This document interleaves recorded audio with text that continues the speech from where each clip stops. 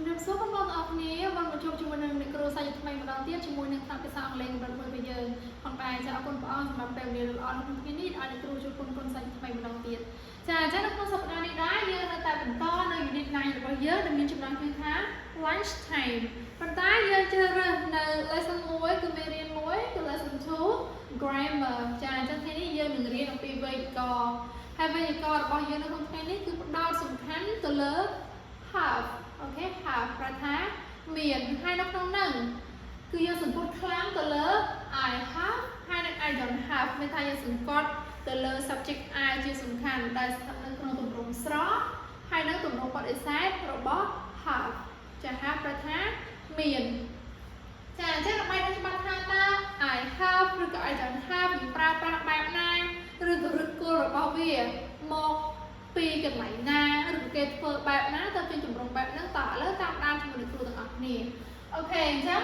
ពេលនេះអ្នកគ្រូនឹងបង្ហាញ form របស់ have យ៉ាគឺមាន positive form negative form and verb question ចាប៉ុន្តែមុនពេលដែលយើងឈានចូលទៅក្នុង form នីមួយអ្នកគ្រូចង់នាំទាំងអស់គ្នាមកមើលកាន់ note ជាមួយសិនអូខេឥឡូវយើងមើល note នៅក្នុងនេះគ្រូដាក់ថា subject I you we they គឺយើងប្រើប្រាស់ជាមួយនឹង have ចា have ហ្នឹងគឺជាពពួកគេហៅថាកិរិយាសព្ទដែលមានការប្រែប្រួលឬក៏កិរិយាសព្ទមិនទៀងទាត់ចាអញ្ចឹង I you we they គឺយើងប្រើប្រាស់ជាមួយនឹង have ចំពោះ I subject she he and it គឺយើងប្រើជាមួយនឹង has អត្ថន័យរបស់វាគឺតែមួយប៉ុន្តែនៅពេលដែលយើងប្រើប្រាស់គឺមានការប្រើប្រាស់ខុសគ្នាចាអូខេអញ្ចឹងយើងមើលបន្តទៀតគ្រូដាក់បន្តទៀតថា subject I you we they គឺយើងប្រើជាមួយនឹង do គេហៅថាពពួក auxiliary verb កិរិយាសព្ទជំនួយដើម្បីបង្កើតទម្រង់បដិសេធឬក៏ទម្រង់សំណួរគេប្រើពពួក auxiliary verb ដើម្បីចំនួនអូខេតទៀត he she and it គឺយើងប្រើប្រាស់ជាមួយនឹង does ចាពាក្យដើមរបស់វាគឺ do ប៉ុន្តែនៅពេលយើងប្រើប្រាស់ជាមួយនឹងពពួក third person singular ទៅគឺមានការប្រែប្រួលណាអូខេតទៀតពាក្យថា do not គឺស្មើនឹងពាក្យថា don't យើងចង់ប្រើមួយណាក៏បានដែរគឺវាស្មើគ្នាហើយវាទៀត does not គឺស្មើនឹង doesn't អូខេតោះយើងចូលមកកាន់ form របស់យើងទាំងអស់គ្នាប៉ុន្តែថ្ងៃនេះទោះបីជា subject របស់យើងមានច្រើនតាមពី I you we they he she it តែអ្នកគ្រូយក subject តែមួយគត់គឺ subject I ដោយសារយើងផ្ដោតសំខាន់ទៅលើ I don't have ជាស្មើអូខេតោះលេខមើលទម្រង់ positive ទម្រង់ស្រស់ចាទម្រង់ស្រស់គឺ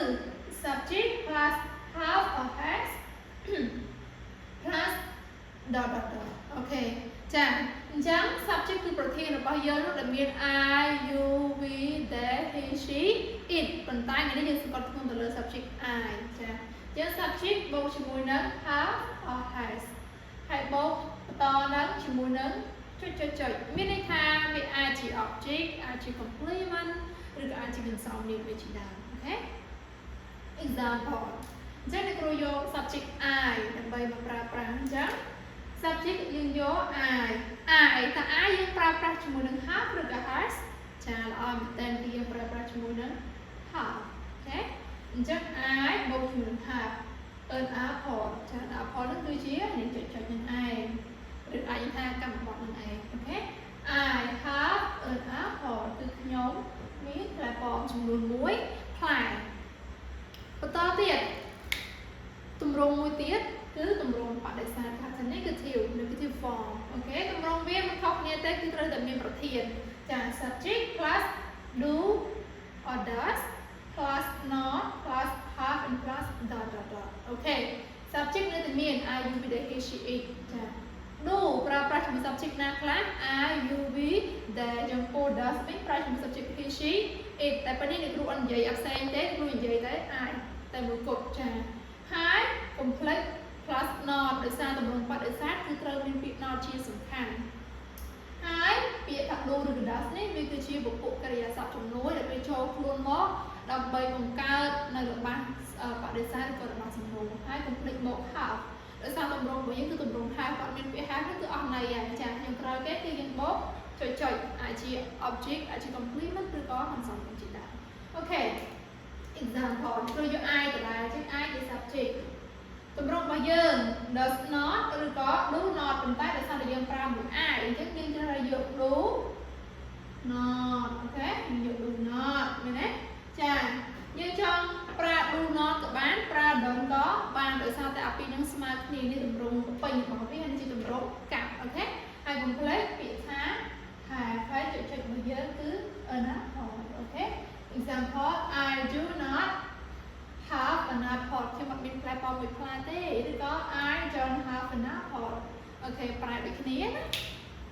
តោះមួយទៀតចង់ប្រើគេគឺទម្រង់សំណួរចាទម្រង់សំណួរនេះគ្រូអត់ច្រើនទេដោយសារតែយើងសង្កត់ធ្ងន់ទៅលើស្របទាំងបដិសេធទេអូខេសំណួរយើងគ្រាន់តែលើក do does មកមុខវិញមក do does plus subject plus have plus dot and question mark example do you have an apple តើអ្នកមានផ្លែប៉ោមមួយផ្លែទេចំពោះចម្លើយដែលយើងចង់ឆ្លើយបើមិននិយាយ yes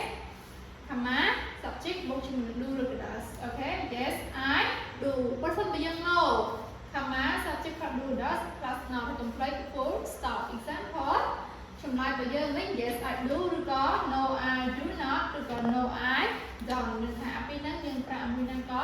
បានដែរបញ្ហាទេអូខេបញ្ជាក់ម្ដងទៀតអញ្ចឹងយើងមើលមកវិញយើងស្គាល់ខ្លួនទៅលើ I have and I don't have I have គឺស្ថិតក្នុងទម្រង់ស្របដែលទម្រង់ស្របមានទម្រង់ subject plus have or has plus dot dot dot អូខេប៉ុន្តែបើសិនយើងប្រើមួយ I ទេយើងកុំខ្វល់អំពីពាក្យថា has យើងខ្វល់តែ have មួយទៅបានហើយអូខេចាចំពោះទម្រង់បដិសេធដែលយើងបាននិយាយថា I don't have អញ្ចឹងទម្រង់បដិសេធគឺមានទម្រង់ subject plus do ឬក៏ does ប៉ុន្តែយើងប្រើតែជាមួយ I ឥឡូវហ្នឹងអញ្ចឹងយើងកុំខ្វល់អំពីពាក្យ does ទុកម្ដងសិនយើងយក subject plus do plus not and plus have and ចុងក្រោយគេគឺ the dot ចា example I